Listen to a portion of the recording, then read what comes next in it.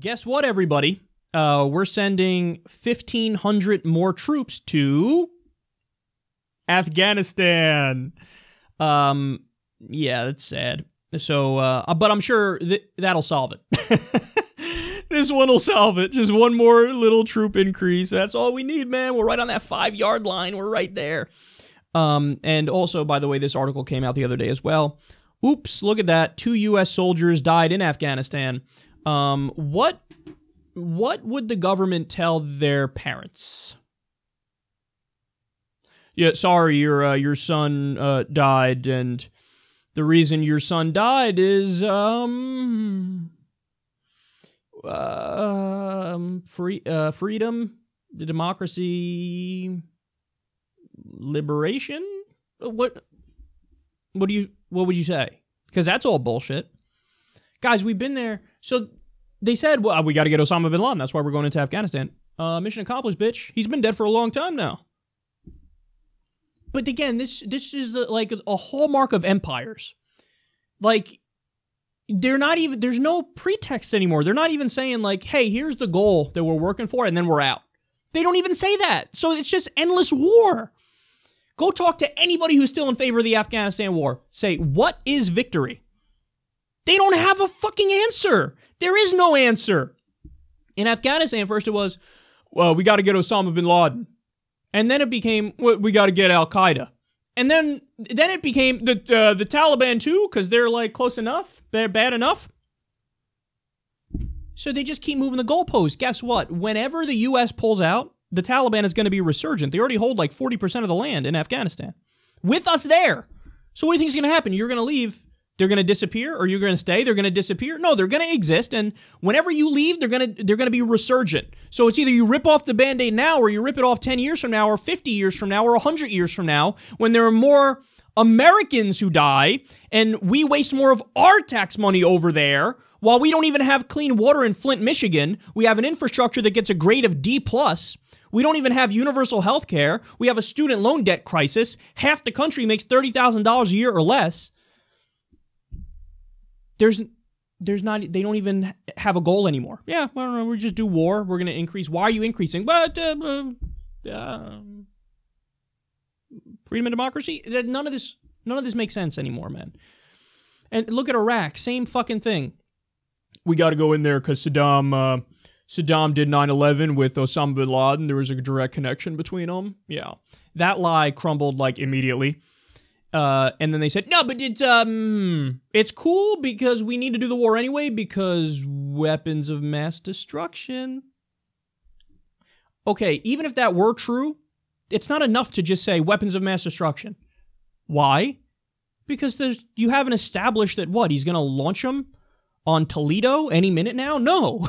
You just said weapons of mass destruction. Oh, we got to go fight. What does that mean? No, you don't have to do that. This idea of like, he has it, he's going to launch. But you're making all that up. There's no evidence to that effect. So they moved the goalpost to that. Then finally, by the end, what was the argument? Saddam's a bad guy. And then Saddam, dead and gone, we're still there. So why the fuck are you there? All the fucking reasons you gave. Oh, we got to go in there. We got to, because he's connected to Osama bin Laden. He has weapons of mass destruction. Okay, he's just a bad guy. Whatever, get off our ass. Now he's dead and gone, and you're still like, yeah, but we got to stay there because stuff and things.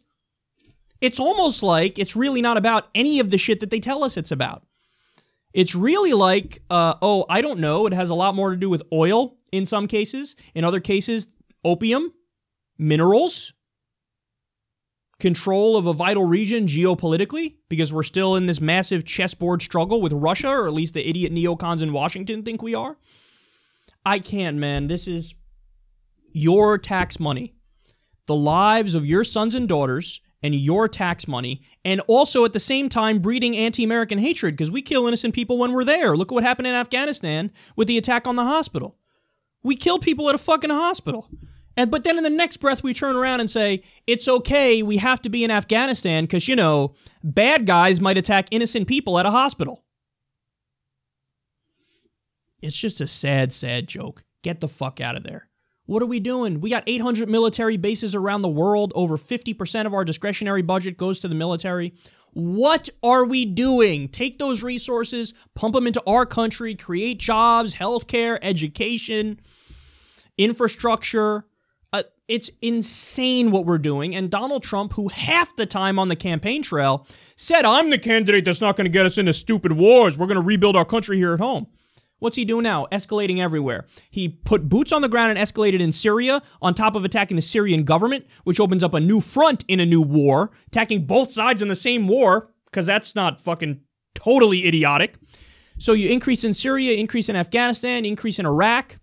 Your increased drone strikes 432%. 432. In his first military act as president, he killed an 8-year-old American girl. And where are the Democrats? Where are you?